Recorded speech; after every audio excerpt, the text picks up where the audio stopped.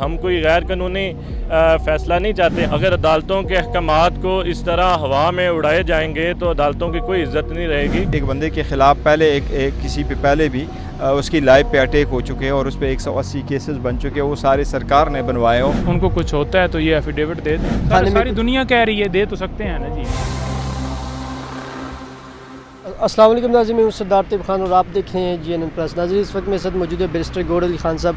Barrister साहब, क्या कहेंगे? हाई कोर्ट में आज केस था, इस हवाले से क्या फरमाएंगे, क्या अपडेट है? देखिए, हाई कोर्ट में हमारी पिटिशन लगी हुई थी और पिटिशन में हमारी दो किस्म की इस्तदाएँ थी। एक तो ये कि जिस भी फैसिलिटीज़ में खान साहब को अब रखे, उनको as a former prime minister और चेयरमैन PTI आप उनको बेटर फैसिलिटीज़ दे दें। ये जेल मैनुअल के मुताबिक होता है, वो आपने बेटर फैसिलिटीज़ देनी है, जिसको सम टाइम लोग A क्लास कहते हैं, कम टाइम B क्लास कह देते हैं, लेकिन ये बेटर फैसिलिटीज़ का वो इंटाइल्ड है अंडर द रूल्स। उसमें ये इंक्लूड है कि उसको चाहें तो वो अपने मालिज से मिले, डॉक्टर से मिले, वो अपने वकीलों से मिले, वो अपनी फैमिली मेम्बर से मिले, उसको एक्सेस हो और उसको थोड़ी सी सहूलतें मिले। और उसमें ये होता है कि आप उनको TV की भी सहूलत उसमें मैसर हो और साथ ही उसको न्यूज़पेपर की भी सहूलत हो। ये बाकी लोगों को भी हुई है और इनकी प्रॉपर नोटिफिकेशनें भी हो जाती है। दूसरी में हमने ये कहना था कि इसका जो ऑर्डर हुआ था, जो सेशन जज साहब ने ऑर्डर कर लिया था, जो हम समझते हैं कि गैर आईनी गैर कानूनी किस्म का ऑर्डर है और हमें उम्मीद है इंशाअल्लाह ताला कि अपील में वो ऑर्डर सेट असाइड हो जाएगा।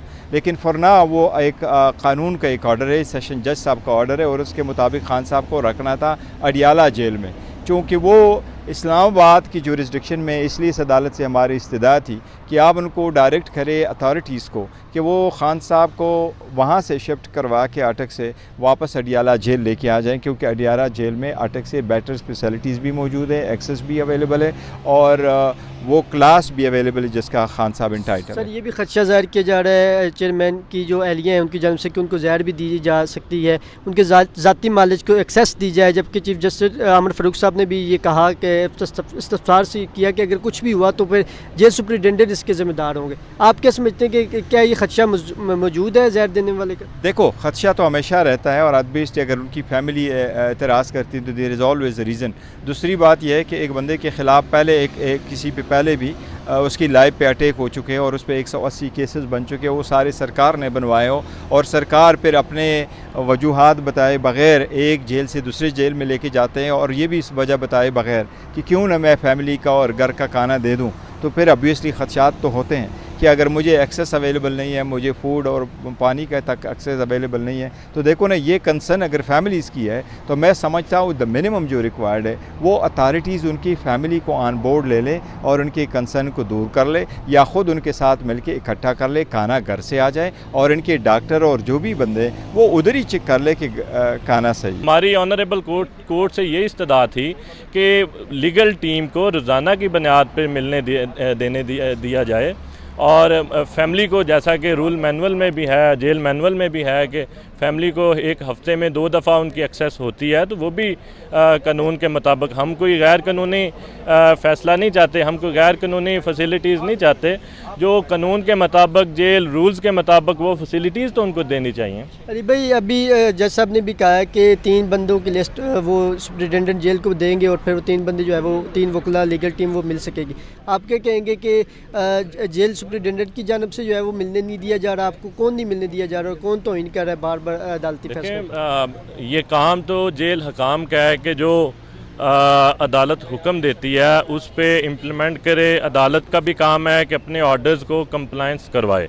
अगर अदालतों के अहकामात को इस तरह हवा में उड़ाए जाएंगे तो अदालतों की कोई इज़्ज़त नहीं रहेगी। हम ये कह रहे हैं कि जो उनको डॉक्टर है, स्पेशल फिजिशियन है, उनको इजाज़त दी जाए ताकि वो चेकअप कर सकें। और खाने के हवाले से हमने बड़े तहफ़्फ़ुज़ात किए कि उनकी बेगम साहिबा की तरफ से बाकायदा तौर पर हमें हदायत है कि आप जो है अदालत से कहें कि उन्हें फ़ूड का वो ख़तरा है, क्योंकि स्लो फूड जो होती है, वो स्लो पॉइजनिंग जो होती है, वो खाने के अंदर जहर एक मिलाकर वो दिया जाता है, जिससे आहिस्ता आहिस्ता इंसान की डेथ हो सकती है। ये बीमारी जो है लग सकती है जब वो जेल से बाहर आएंगे। तो लिहाजा प्रॉपर खाना उनके घर का जो है वो दिया जाए जो महफूज हो।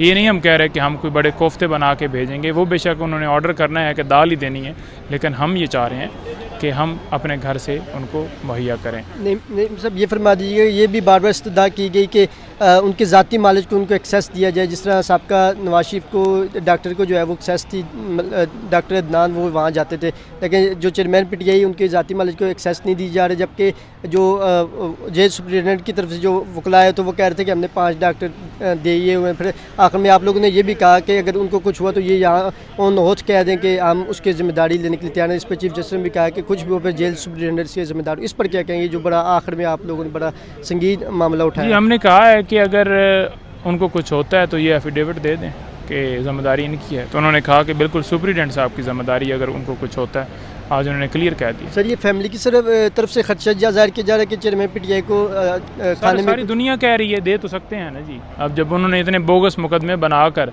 और एक ऐसे केस में उजलत से जिस तरह से फ़ैसला दिया गया पूरा प्रॉपर प्लान करके, तो फिर वो क्या चीज़ बचती है? कोई चीज़ बचती नहीं है। नईम साहब सुप्रीम कोर्ट से कब तक इस फैसले को चैलेंज करेंगे और कब तक आपको रिलीफ कोर्ट में किया हुआ है, आज फैसला आएगा इंशाल्लाह इसके तो ऊपर। आप समझते हैं कि ये जो तोशाखाना का केस है ये उठ जाएगा? नहीं, तोशा खाना वाला केस तो हमने चैलेंज जो किया है वो तो इंशाल्लाह 2-3 दिन में जो छुट्टियों के बाद इंशाल्लाह फिक्स हो जाएगा और वो जो सज़ा है उनकी सस्पेंड हो जाएगी। और सर, ये नालिश वगैरह भी ख़त्म हो जाएगी? जी बिल्कुल, सारी चीज़ें ख़त्म हो जाएंगी। जब अपील के ऊपर समाअत होगी और अपील के ऊपर फ़ैसला होगा तो डेफिनेटली सारी चीज़ें ये भी ख़त्म हो जाएंगी।